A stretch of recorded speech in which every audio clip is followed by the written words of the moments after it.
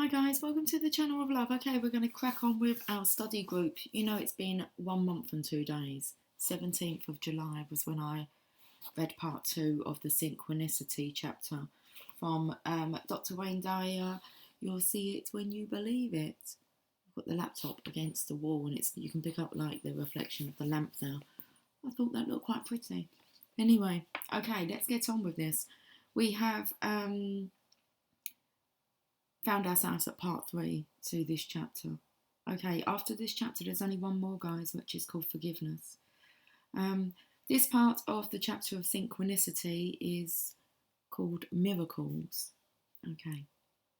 I have experienced many synchronistic events that seem to be miracles to those who cannot comprehend how it all fits together. For me, they are simply the result of believing in the universal intelligence that supports all form and allowing it to work in perfect harmony. So when someone says to me, "Come on, Wayne, be more realistic," my instant response is, I am realistic. I expect miracles. I genuinely do. When I began to see thought and form as one, and to see that I am somehow divinely connected to all thought, I saw that thought was something that I could use. This became increasingly clear as I began to meditate and seemingly leave my body for extended periods of time. I experienced a world of thought unencumbered by form. At this point, I started to experience the tremendous power inherent in our thinking capacity. Soon I knew that thoughts were something more than mysterious, amorphous items in our heads. I realised that thought is the very stuff of the universe. It is energy, as is everything else in our universe. It has unique vibrating characteristics, as does other energy, and not and, but is unavailable to me through my 5 senses. That sixth sense became a new awareness for me. Let me give you an example. Several months ago, I received a letter from a church in Monterey, California, asking me to speak to its congregation. I photographed the letter and gave it to my secretary, telling her to call for the details.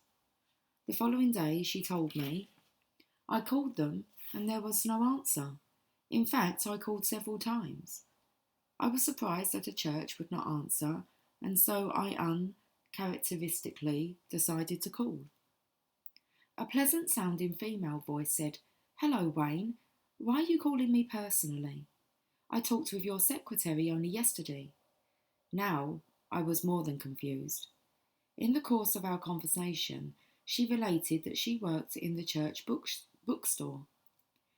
She said they would love to have me speak at a future seminar. I told her that, coincidentally, I was going to be in Monterey on Monday, 2 days later, and that I'll be speaking at the Hyatt Regency, and then spending 5 days in isolation, writing an article that was overdue. I informed her that no one knew that I would be staying in Monterey, but that I would contact her during the week.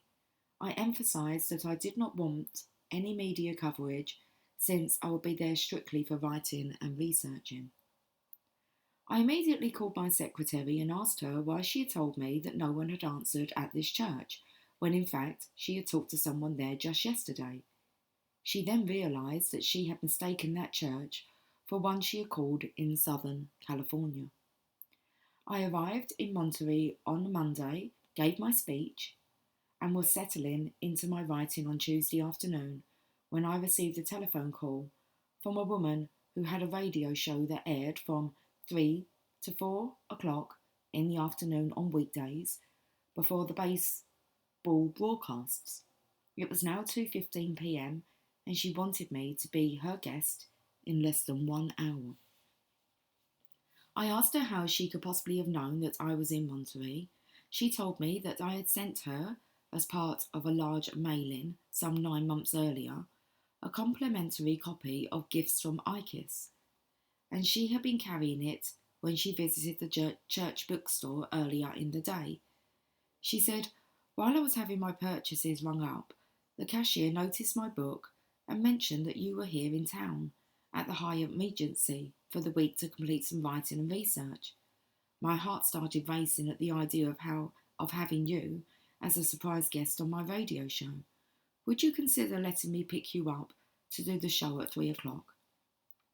I debated with myself for several minutes, trying to come up with some excuse to avoid this interruption. I knew that if I agreed to her request, my afternoon of writing would be over. First I said, "I can't believe how short notice this is." Then I deliberately told no other than one lady at the church bookstore, and here you are calling me. Finally, I just gave in and said, "Okay, pick me up in front of the hotel in 20 minutes. I did the show on this very small radio station. On the way back to the hotel, I suddenly blurted out, "Where is that church bookstore? I would really love to stop in and say hello to that cashier." We were within a few blocks of the store. As I walked in, the cashier said, "I knew you were coming to the store. The show went beautifully. Would you please autograph a few copies of Gifts from ICUS that we have in stock? We have had several phone calls." While I stood in a corner of the bookstore, autographing their stock, a huge man, at least 6 feet 10, entered the store with tears streaming down his face and asked the cashier, "Where can I get a copy of Gifts from ICUS? I must read it." She replied, "The author is right over there. Why don't you go over and say hello?" He came over to me and hugged me intensely. He was crying almost uncontrollably and related this story to me. I've been deeply depressed for months, and this morning I had decided that I was going to end my life today. I made all the necessary arrangements, and then I took my radio to the park to listen to my last baseball game. As I tuned in to the station, I heard you beginning to talk, and I listened as I've never listened before. I heard you talking about living life to the fullest and always choosing life. I heard you mention IKIS and the miracles that she brings to us all, and I decided that I would read this book that you seemed so in love with, and that I was going to begin to choose to think about all that I have to be grateful for. I want to thank you for saving my life. I walked out to the car, filled with the awe that I always feel in such moments. So many events had to have taken place in order to set in motion what had just happened. My secretary had to have made a mistake.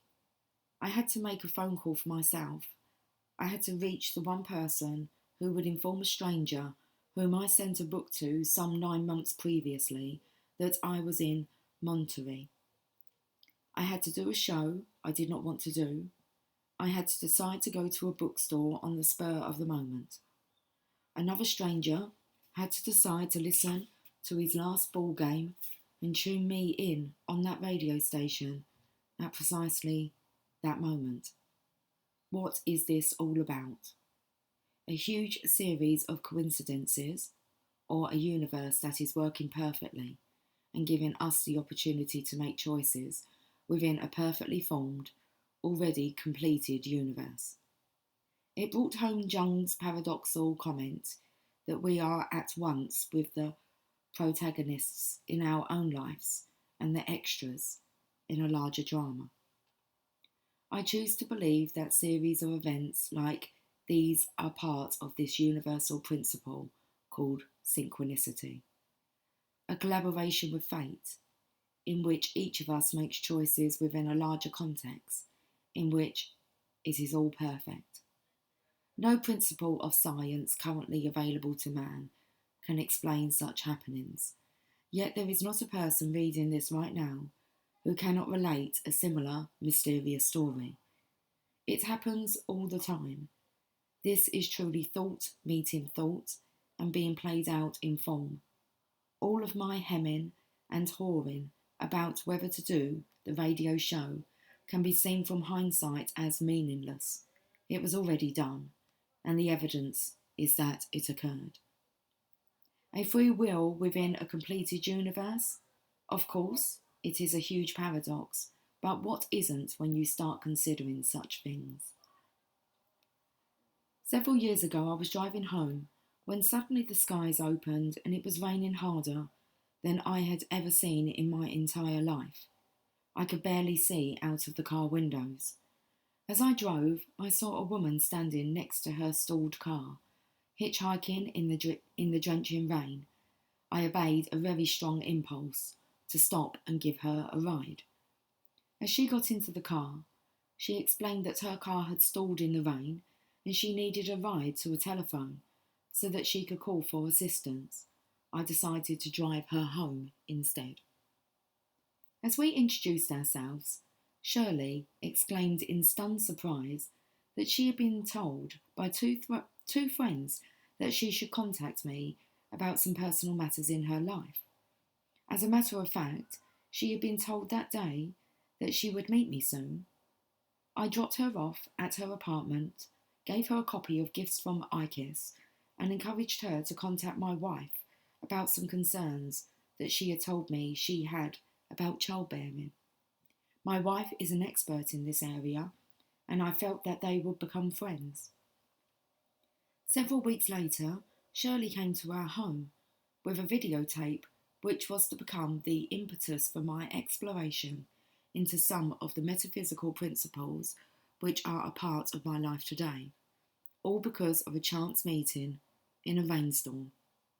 Shirley had several long talks with my wife about the value of using her creative powers to visualize herself giving birth to a baby. She affirmed her ability to create such a situation, though she was unmarried and uninvolved and 38 years old. 2 years later, the following letter arrived from Shirley. Dear Marcy and Wayne, remember me, the wet hitchhiker, befriended by a blue auto whose driver's tapes echoed the theme of my health clinic? Shirley Lorenzini, here I am, almost 2 years in Los Angeles. Marcy, you will beam at hearing that I am blissfully married. My husband just had his vasectomy reversed, and parenthood is looming. Life is wonderful. I'm enclosing a little snapshot of us 1 hour after the wedding festivities. Thus the relaxed look. Joe is everything I had on my list. Thanks for your belief and encouragement that he would show up.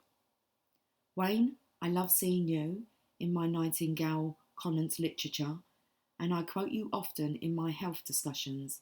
Just last week I told the story of your stopping on Federal Highway to rescue me from 3 miles of torrential hiking.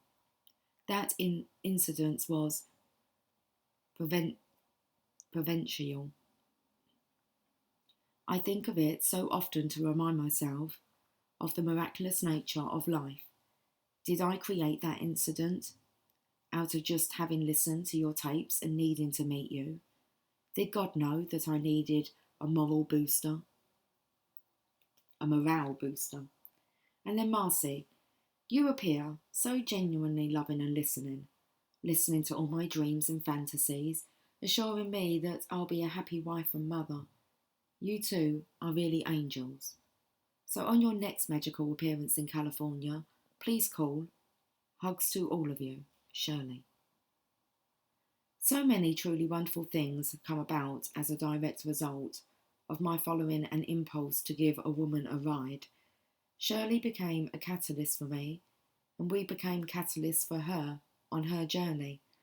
My life took a sharp turn, and some of the material that she felt compelled to bring to me altered my own spiritual journey in a way that I could not have predicted.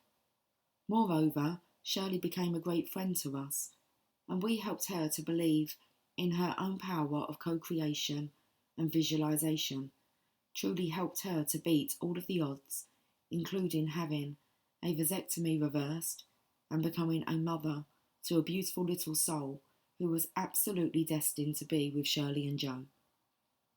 How can we possibly know what seemingly insignificant event is waiting to change the course of our life? And what role do we play in it all?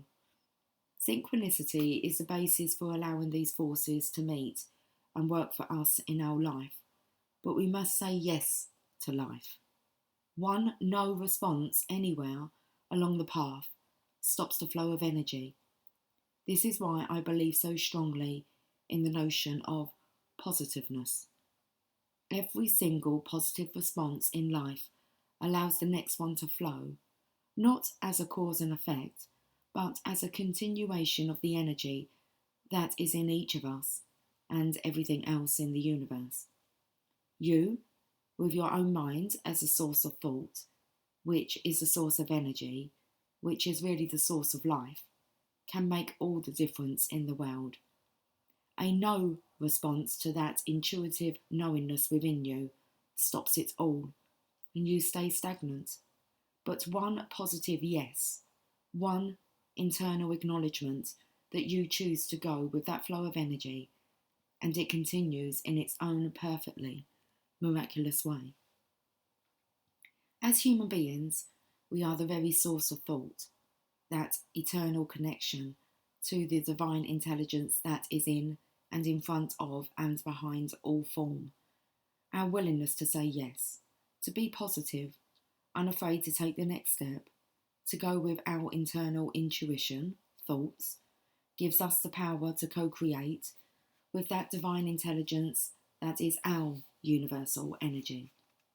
We can make choices in a completed universe, and our willingness to say yes to life allows it to flow. The stories of my experience in Monterey are our chance encounter, and our chance encounter with Shirley are but two in the list that could go on for 100 more pages. They are simply a part of the tapestry of my life today. I see them because I believe, and the more I know this within, the more evidence I have for it every day. A few months ago, I was reading a fascinating novel called Winter's Tale by Mark Helprin. Toward the end of the book, the author included a short chapter that was completely separate from the story he was telling. I must have read this chapter. Nothing is random 50 times, and I still have great difficulty in accepting it as I read it. Today, I know it is true for me, and it is how I now see this entire one song. With the permission of the author and the publisher, I reproduce it here.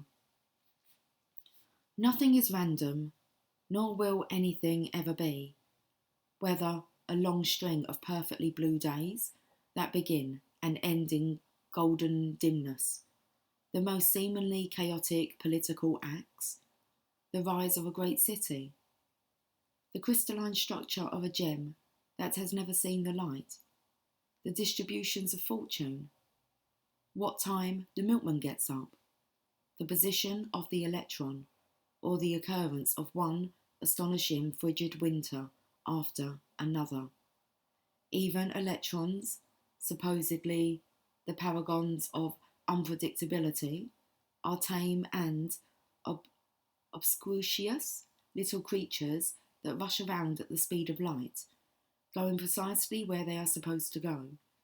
They make faint whistling sounds that, when apprehended in varying combinations, are as pleasant as the wind flying through a forest, and they do exactly as they are told.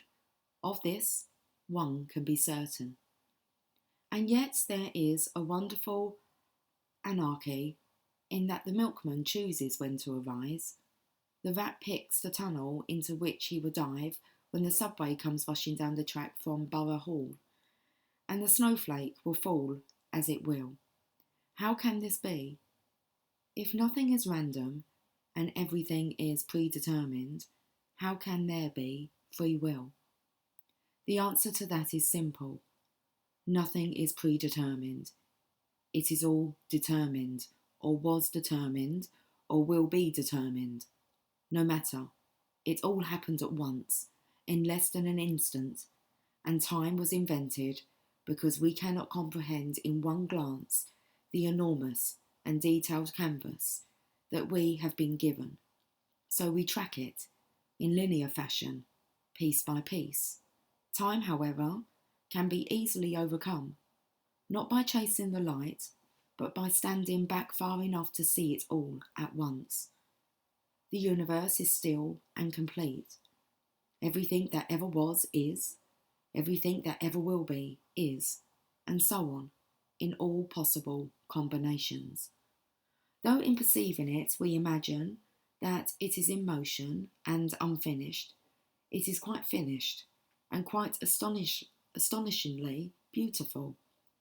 In the end, or rather, as things really are, any event, no matter how small, is intimately and sensibly tied to all others. All rivers run full to the sea. Those who are apart are brought together. The lost ones are redeemed. The dead come back to life. The perfectly blue days that have begun and ended in golden dimness continue, immobile and accessible, and when all is perceived in such a way as to obviate time, justice becomes apparent, not as something that will be, but as something that is. How radically different this point of view may be from that which you likely have assumed over a lifetime. How could everything be synchronized when it appears to the naked eye that everything is happening in a random fashion? If you want to begin to see how this all might be possible, I suggest that you initiate a fascinating study of quantum reality by reading Gary Zukav's The Dancing Woolley Masters and Fritjof Capra's The Tao of Physics. Both of these books give an overview of the new physics and how hard scientific evidence fits in with the metaphysics I have been postulating. Here is a brief taste of The Dancing Woolley Masters. The astounding discovery awaiting newcomers to physics is that the evidence gathered in the development of quantum mechanics indicates that subatomic particles constantly appear to be making decisions. More than that, the decisions they seem to make are based on decisions made elsewhere. Subatomic particles seem to know instantaneously what decisions are made elsewhere, and elsewhere can be as far away as another galaxy. The philosophical implications of quantum mechanics is that all of the things in our universe, including us, that appear to exist independently, are actually parts of one all-encompassing organic pattern, and that no parts of that pattern are ever really separate from it or from each other. To me, this simply is a scientific world beginning to catch up with all that spiritual masters have been relating for centuries. Subatomic particles are so small that they defy our rational understanding. They, you included, are the very essence of the universe, and they do not behave in ways that Newton and other early scientists formulated. They do not need time as a variable between one point and another. They are instantaneously both particles at the very same time. As the Dancing Woolley Masters points out, a particle over here can communicate with a particle over there by shouting at it, sending it a TV picture, waving, etc. But that takes time, even if only milliseconds. If the two particles are in different galaxies, it could take centuries. For a particle here to know what is going on over there while it is happening, it must be over there. But if it is over there, it cannot be here. If it is both places at once, then it is no longer a particle. This means that particles are related with other particles in a systematic and intimate way that coincides with our definition of organic. Yikes, Subatomic particles that are two places at the same time, defying everything that we have come to believe about the nature of our existence and that of the universe. After we read about the new discoveries in physics and the new questions being asked, it is evident that our old views are no longer valid. Just because we cannot see how it is all connected does not mean that it is not.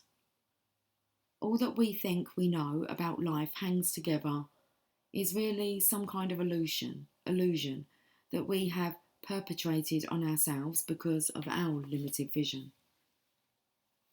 What appear to be inanimate objects, such as stones, turn out not only to be alive in the same way that we are, but also in many infinitesimal ways to be affected by stimuli, just as humans are.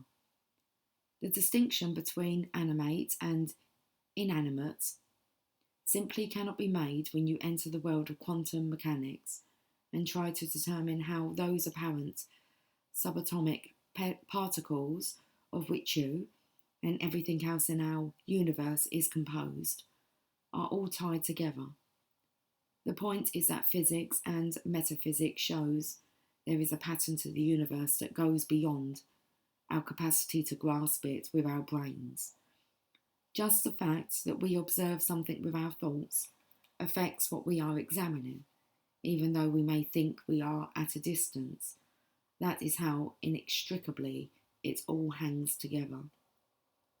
In this tiny little excursion into the world of the new physics, we find those apparent subatomic particles are so small that one of them, in an empty 14-story building representing one atom, will be the size of a grain of salt.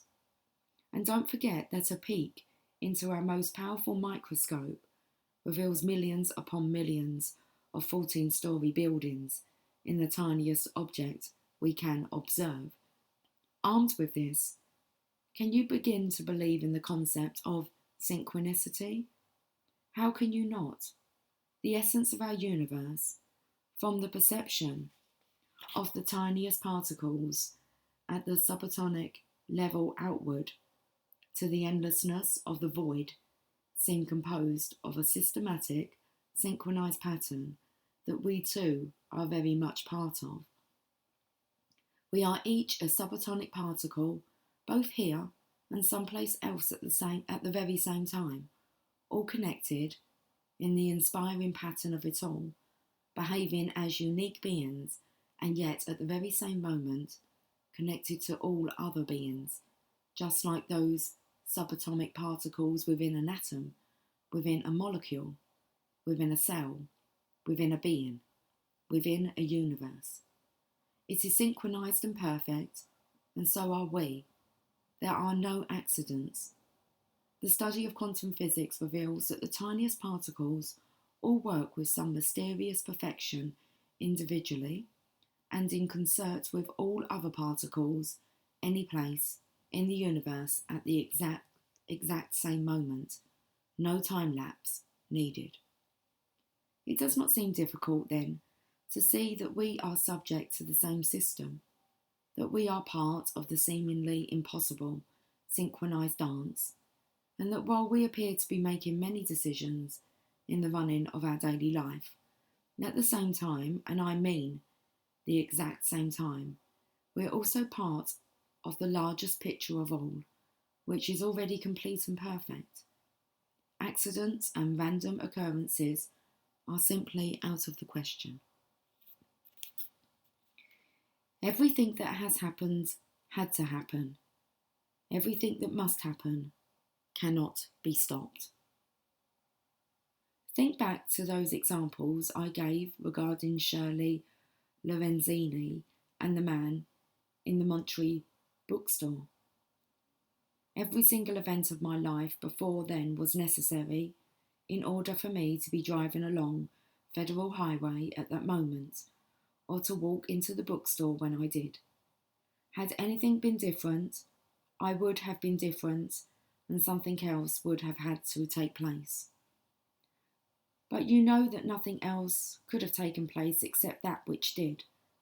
So whether I believe that I could have altered it or not, the fact is that it came out exactly as it did, and nothing can change that. The belief that we have a choice as things are happening is enough of a reason to make it true for me. I see both contexts very clearly now, and one does not preclude the other.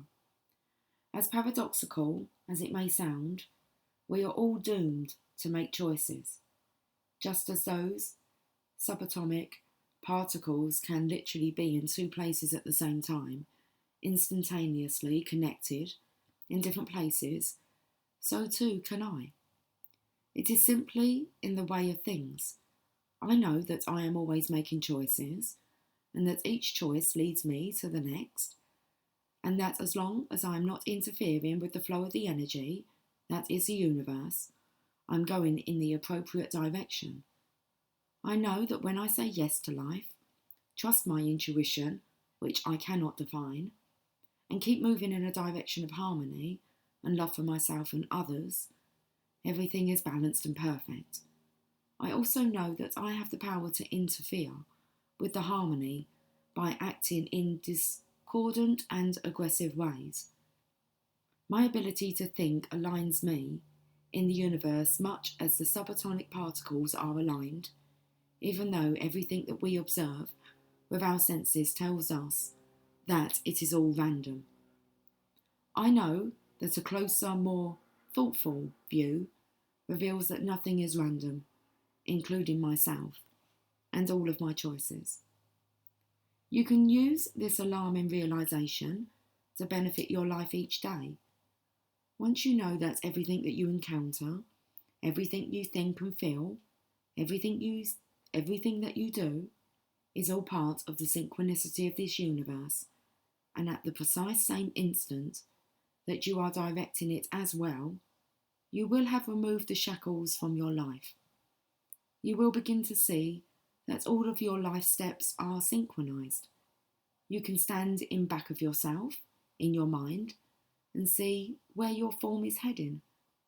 You can be detached from any need to interfere in an aggressive way with anyone and be more receptive to all that is surrounding you, as well as all that you are surrounding. You can stop the endless analysis of everything and instead flow more peacefully, knowing that the divine intelligence that supports your form is working perfectly, and that it always will. How could it not? How could anything so immense, so balanced, so perfect, not be trusted to continue that way for you into infinity? Trust in this. Know that it all hangs together in perfect harmony. Know that you too are part of that perfection, and that your every act, thought, intuition, and placement any place is also part of that perfection. Once you accept this synchronization of the universe, the seemingly impossible coincidences are met with a nod and an inner knowing, rather than an incredulous shock wave of disbelief about a series of happenstances. But before you can begin to get this principle working at all times, you need to let go of some old beliefs. Here are a few of the reasons you may find it difficult to start applying the principle of synchronicity in your life. Examine them carefully to test your willingness for allowing these miracles into your life. Why you may find it difficult to embrace synchronicity. Let me just have some of my drink, guys.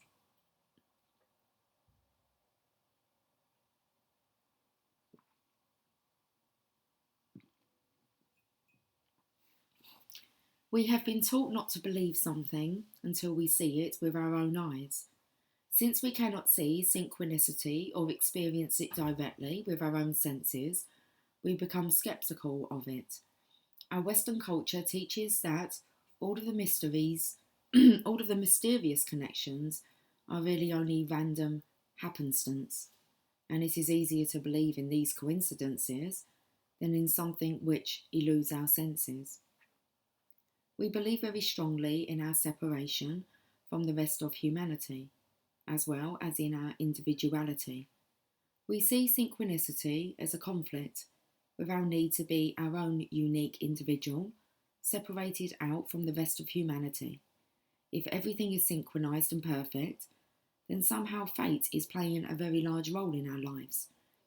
If it is all in the hands of fate, then we do not have the ability to make individual decisions and exercise a free will.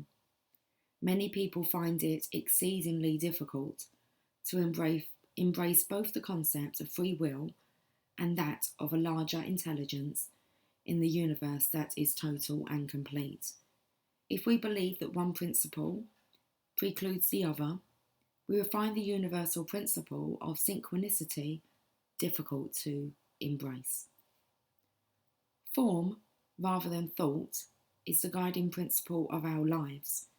If we identify solely with our form, we are unable to imagine a dimension of being beyond our form. We will have tremendous difficulty with the entire business of synchronicity. The world of formlessness may make us uncomfortable, since it all seems to centre on our faith and very little else. For those who work in the business work, where facts and profits are the true bottom line, skepticism about universal synchronicity is not only understandable, but expected. Although the evidence for synchronicity is becoming more and more clear each day, even to the most hardened linear scientists of our academic and business communities. We may find this universal principle of synchronicity in conflict with our traditional religious upbringing. If we have been trained to believe that God watches over everything, keeping track of our sins, and is ready to punish those who have disobeyed the rules of our particular church, then a belief in a universal intelligence which is a part of us will be troublesome. Furthermore, the idea that all is perfectly synchronized may not fit in with beliefs that man is imperfect and that he must spend a lifetime suffering to atone for his imperfection.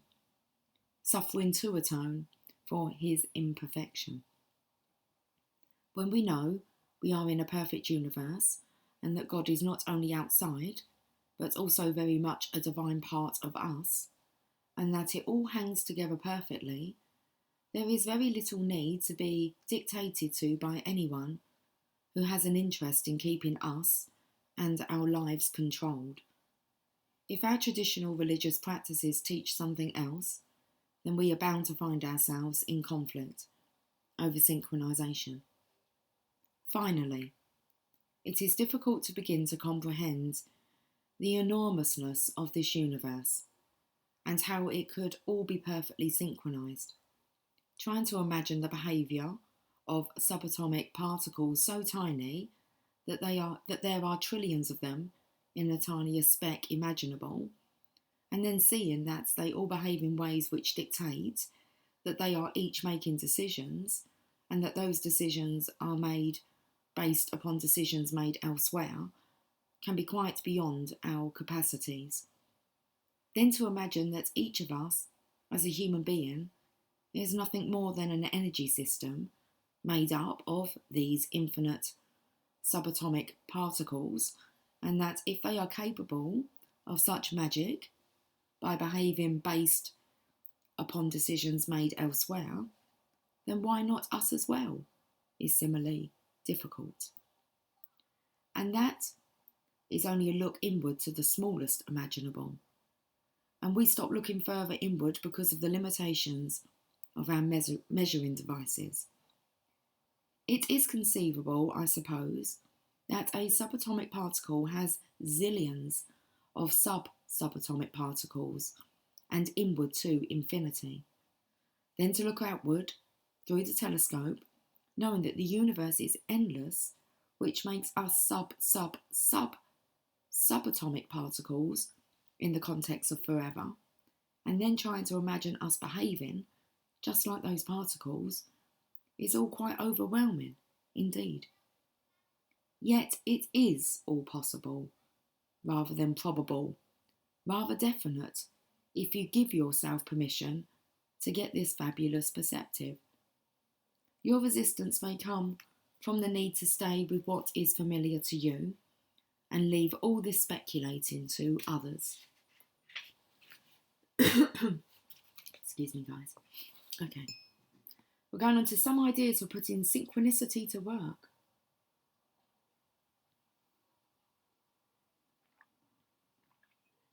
Tell yourself that you do not have to give up being the protagonist in your own life drama. You do not have to give up a belief in your ability to make choices and possess a free will. All you need do is accept the paradox that we live in both form and formlessness simultaneously at all times, and the rules for each dimension are quite opposite, even though they are operating at the same time for us. Once you know that you have a free will within a perfect universe, you can stop the stressful thinking that occupies so much of life. As you start to become stressed out about one thing or another, gently remind yourself that it is all perfect, that you could not have changed one iota of it, and that there is and that there is a marvellous lesson to learn in whatever transpires. This attitude of knowing that everything happens as it is supposed to, that there are no accidents, and that we are precisely where we are supposed to be, doing what we are supposed to do, takes a tremendous amount of pressure off, and it eliminates our need to be judgmental. Just try standing back in your mind and imagining how stupendous a thing it is to be part of this living pattern of perfection. See it all as a magnificent tapestry playing out before and through everyone, and stop second guessing any of it. This will not lull you into complacency. Rather, it will vitalise you with the energy of someone who is at once participating in this enormous drama as an extra in God's dream, while simultaneously creating whatever you choose within that dream.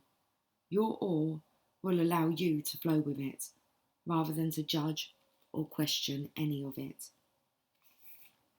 Take responsibility for your role within the larger drama at all times. Do not view that apparent accident as being in the wrong place at the wrong time.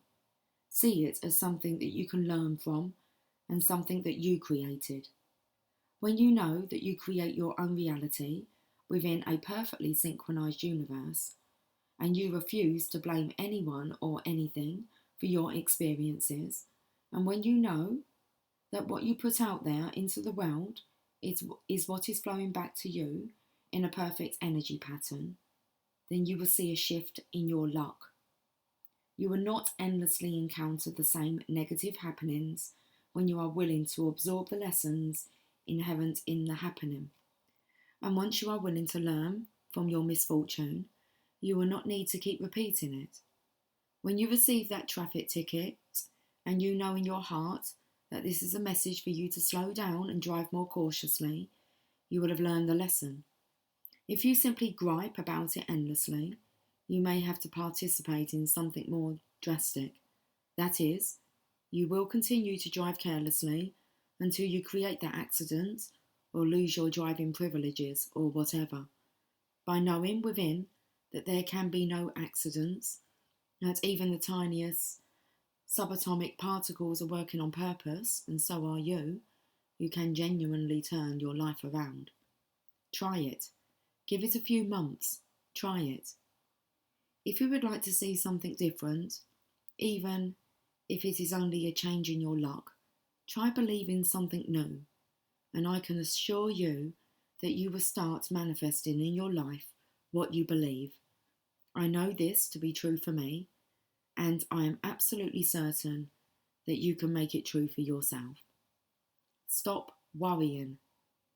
What do you have to worry about? in this perfectly synchronized universe.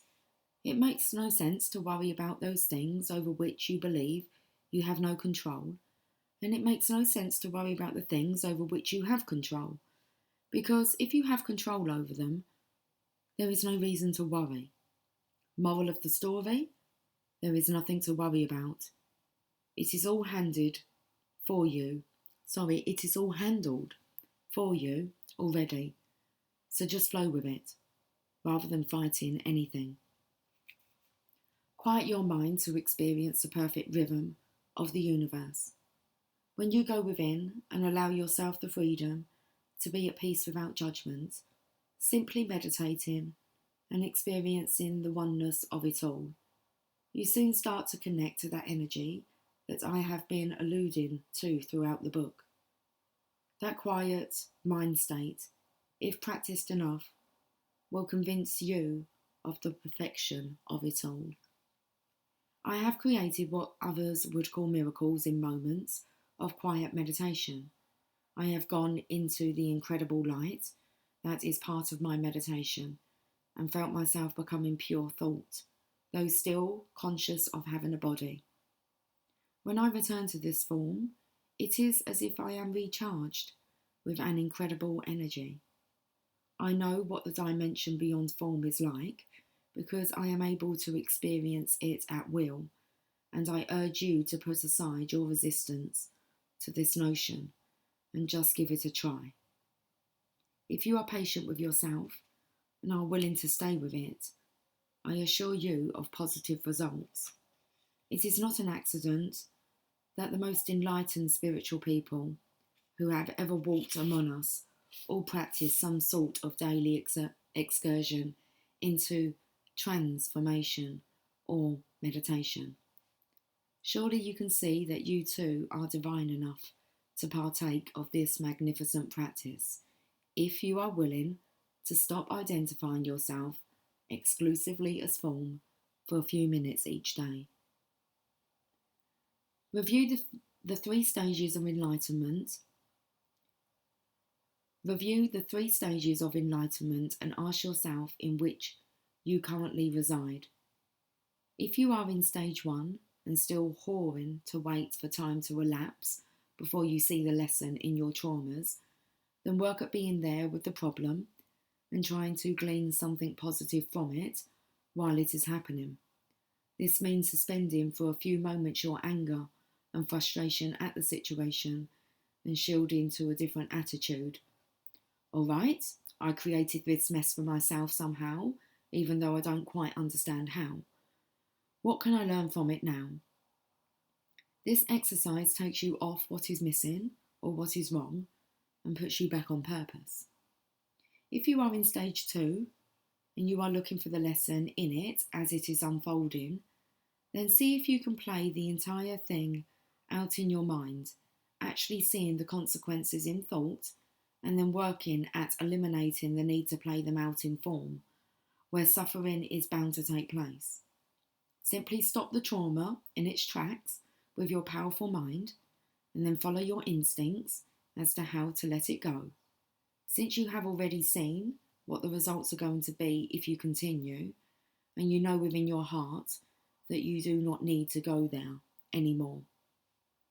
If you are in stage 3, you are able to bypass those traumas or at least minimise them by actually getting out in front of them in your mind. Then by all means help those around you to do the same. Share your gift with others and let them see the beauty of someone who is transformed. Work to rid yourself of the idea that invisible connectors are not real. I have shown you many such connectors that you can use every day of your life. Once you know that thoughts can connect form as well as thoughts, and that everything without exception in our universe is energy vibrating, then you will be able to grasp how everything is synchronized and perfect. With this internal insight, you can begin to work at creating synchronistic events and happenings for yourself.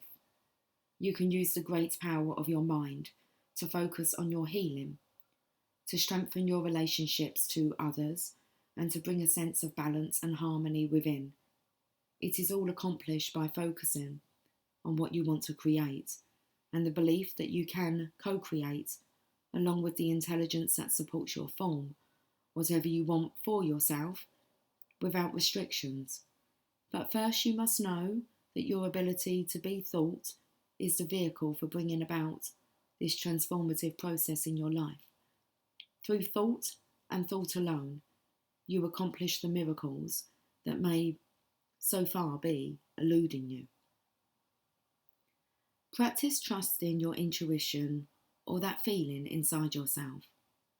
That very intuitive process is your higher consciousness in action, and if you ignore it, you are reverting to responding out of habit and to what you have been told for a lifetime. If you feel it within and know that it is the way to go, remember, this is the same process as if you wait it out, analyse it to death, and then go with the most logical choice. An intuitive inner feeling is a thought. It is divine. It is you, and you are it. Trust it. It is your basic human, divine, early alert system working. If you are afraid of it, or you want to hear from someone else first, then you are actually inhibiting that system from functioning, and you are teaching yourself to ignore it.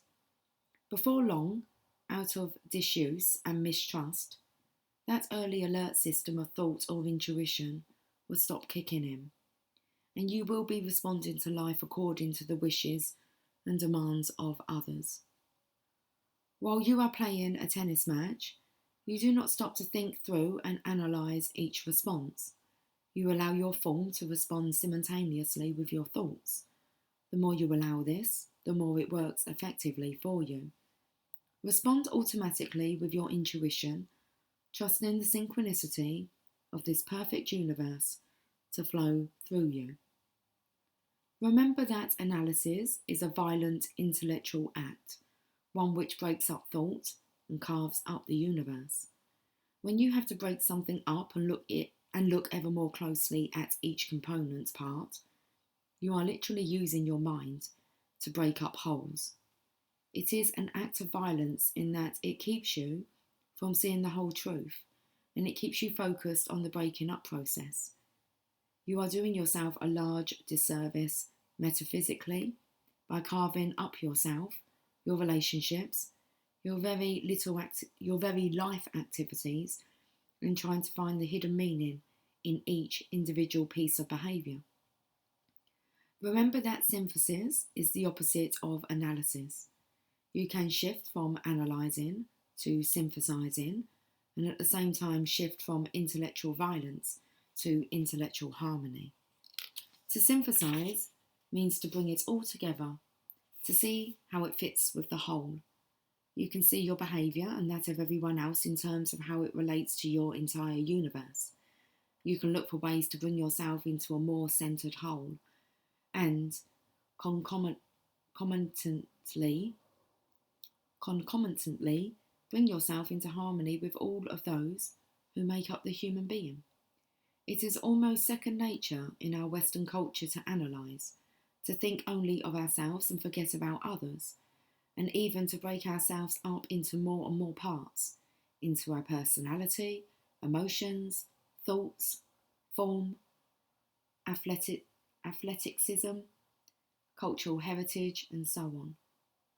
To transcend this intellectual violence which inhibits us from seeing the perfect, synchronised whole, we can shift to the process of synthesising, seeing ourselves as connected to all and a connector as well.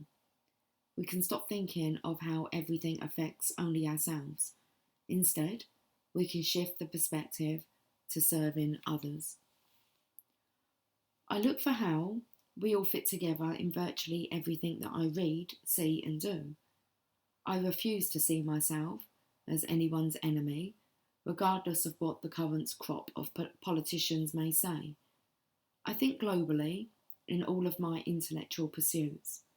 I know that a world which spends $25 million a minute on weapons and allows 40 children on our planet to die of starvation every minute is one which spends too much intellectual energy on carving up the planet and focusing on how different we all are. I know that I can resist my temptation to believe that anyone anywhere on our planet is separate and distinct from me. Every time I see other human beings of any colour or persuasion, regardless of where they come from, I know I share something with them, my everyday experience of humanness. They know what it is like to be human, to be hungry, to love children, to digest food, to feel stomach cramps, to think. We all share that with each other. The more we think in synthesizing rather than exclusively analytical ways, the more likely we are to bring it all together, and the more likely we will be to stop the terminal emphasis on what separates us. Remember each day as you look out at your world and see millions upon millions of flowers opening up that God does it all without using any force. It is all done with synthesized perfection. And speaking of flowers, I've recently been told a story about a bouquet that turned out to be far more special than its donors knew.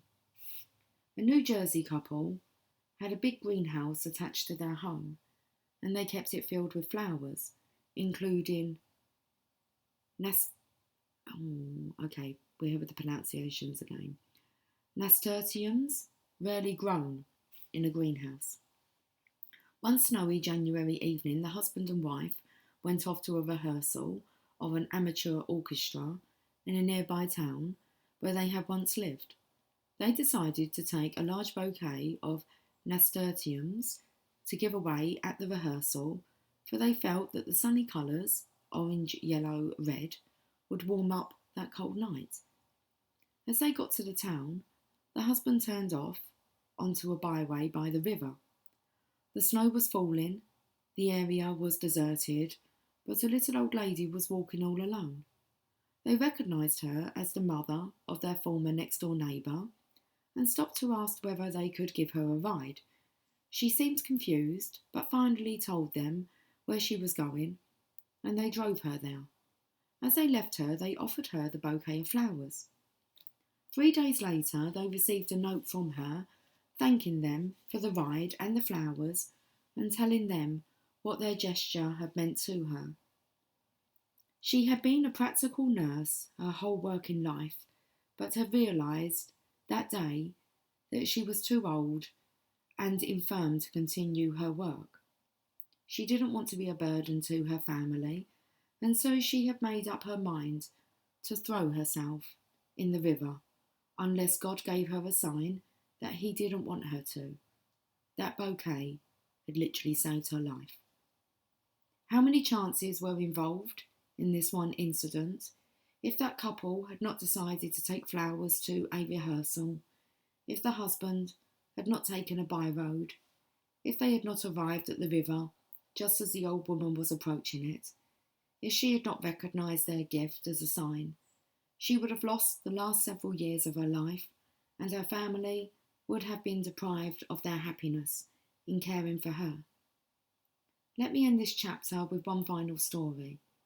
It happened to me in February 1959, when I was 19 years of age.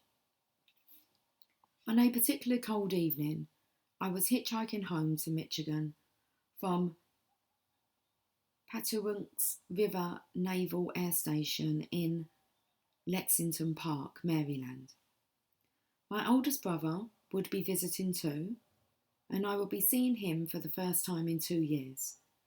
I had reached an isolated rest stop somewhere in the middle of the Pennsylvania Turnpike. The temperature hovered around minus 25 degrees, and the wind was blowing so hard that I could stand hitching at the edge of the entrance ramp for only 10 minutes or so at a time. It was about 3 a.m. in the morning, and I was walking out to do another stint of hitching when I passed another sailor returning to warm himself in the gas station. It was too dark to see anything but the outline of his uniform, but since we were both in uniform, We briefly exchanged words. Be careful out there, buddy, the freezing sailor said to me. It's so cold that you can only stay out there for a few minutes. Thanks, I said. I appreciate it. That was it. I went to see if I could snare a ride, and the sailor returned to the comfort of the rest area. After 15 minutes of standing there with no luck, I had to return to the rest area. As I walked into the warm room, I saw the sailor with whom I had just talked in the dark. It was my oldest brother, Jim, who was hitching home from Norfolk, Virginia, to be with his family and to see me. How many variables had to be precise to bring us together, in the middle of nowhere, talking to each other in the dark, stranded in a freezing windstorm? I don't pretend to know the answer, but I do know that there are no accidents in a perfectly synchronized universe. You will see it only when you believe it. And that finishes our chapter on synchronicity. Okay, guys, our next chapter is going to be the final chapter, chapter number 7, forgiveness. To forgive, you must have blamed. Okay, guys, I will catch up with you soon. Take care. Much love. Bye for now.